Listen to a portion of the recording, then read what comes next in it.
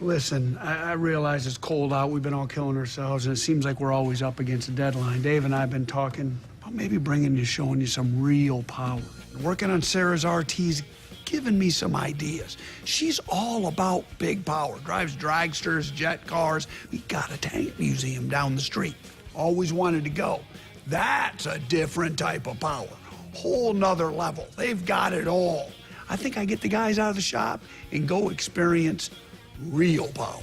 I'm gonna swing by, grab Braden, wheels up in 15, get the shop locked up, okay? Yeah, bud. 15 minute field trip. Sounds exciting. Let's go see what this is about. So typical fashion, David gathered us all together, wouldn't tell us what it was about, and just said he had a surprise for us.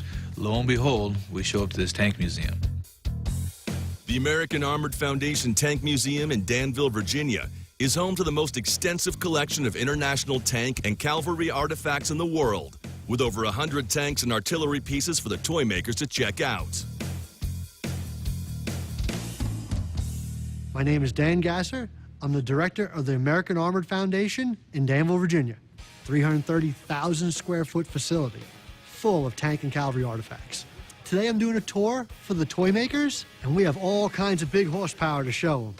How many tanks do you have? 120 tanks and heavy artillery pieces, so big cannons, mortars, stuff like that.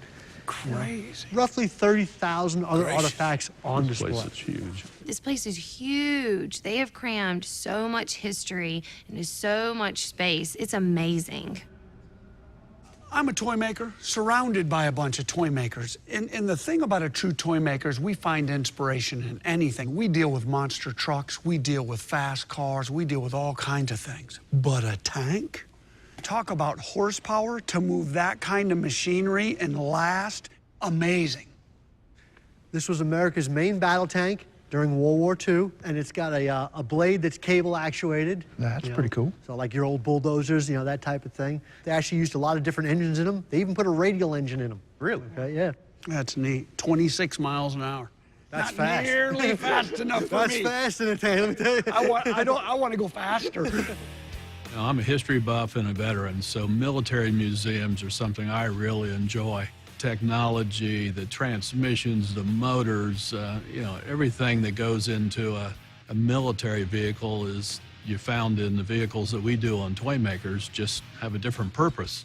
This thing's older than anything. This World War I? Yes, this is a World War I tank. It's made by the Americans. Is that like wheelie bars on the back? Basically, yeah, it is a wheelie bar. Trench warfare. They put a little skeg on the back of it, or wheelie bar, to get it out, to keep the tank from falling back in, so it would actually drag itself on the skeg until it got over the trench. Then you come to a captured Iraqi tank. Well, if you look at the barrel, it's got a square hole on top of it. They didn't know how to take it back with them, so they took plastic explosives and blew the barrel up so the crew couldn't come back and get in the tank and start shooting behind them. So they blew up the barrel so they couldn't use it. Square hole. Wow.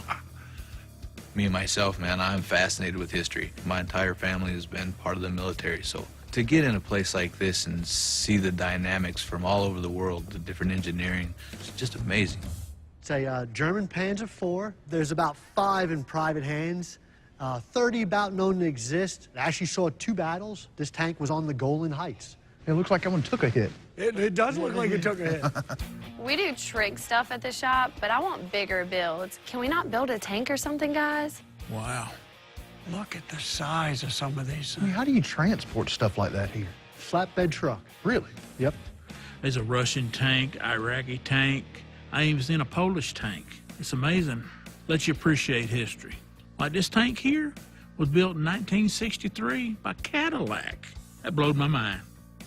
Billy doesn't get excited about a lot. Man, I seen him over there holding a rocket launcher.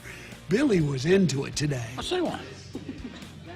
Is that an aircraft motor, or what is it? It is, yep. This is a 9-cylinder Continental air-cooled aircraft engine. They actually would put these in the Sherman tank. They also put them into the Hellcat over on the other side of the building. So we've seen a couple guys over the years put these actual in street cars. That'd be Believe it cool. or not. Yeah, it was one at SEMA last year. It had a motor like that. It's real similar to that. Pretty cool stuff. So what kind of horsepower is this thing make? quite a bit. Real numbers I couldn't tell you. I mean, What it is can an we airplane build engine. around this motor? That's what I'm thinking too. We could build something really cool. When I watch Jason, he's looking at how things were built how things work. And if he could put that in a practical application for today, you could watch his mind work the whole time he's walking through the building. This is an M103. It's the last of our heavy tanks, probably the biggest one we have in the building. This place is pretty incredible, man. Everywhere you look, it's something new, it's something cool. Big horsepower, just big, man. Everything here is massive. It means business. That's cool. Hey, have you seen David? So we're right in the middle of the tour. Halfway around, we're looking around, and David disappears, man. We can't find this guy anywhere. Oh, he was here just a minute ago. I didn't see him. Peeled off. Turn the heat up.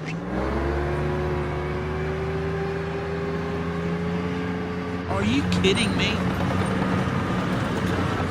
We turn around, and here comes Commander Toymakerz.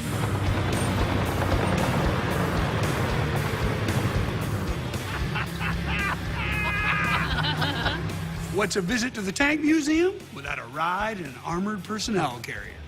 Guys want to go for a ride? Absolutely. Just come on, let's get in.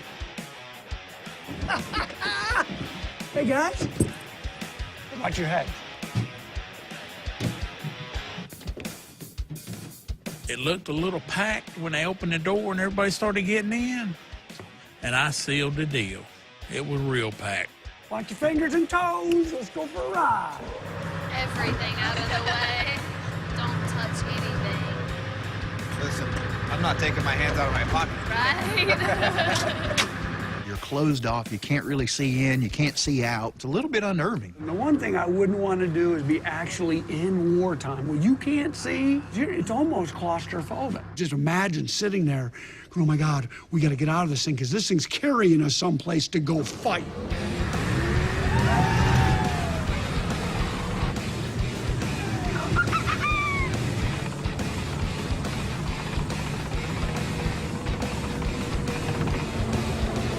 Look out!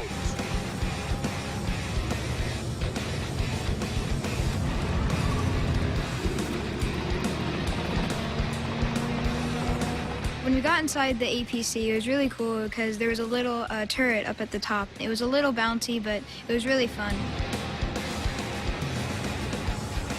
You get your whole limo feeling, you stand up, you catch the air, the corners were fun. I was so excited.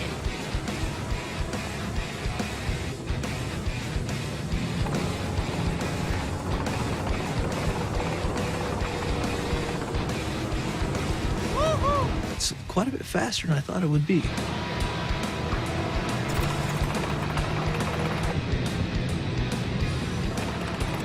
Good thing they didn't let me behind the controls. But then again, I don't see a nitrous button. Faster than it is. That was fun. That was fun. The top was open, so I could look up and see the ceiling as we was going. But in combat, everything will be shut. You sitting there, just looking at each other. It gives you a sense of respect and gratefulness for the soldiers to endure that for our country and us. Hey, Y'all have a good ride?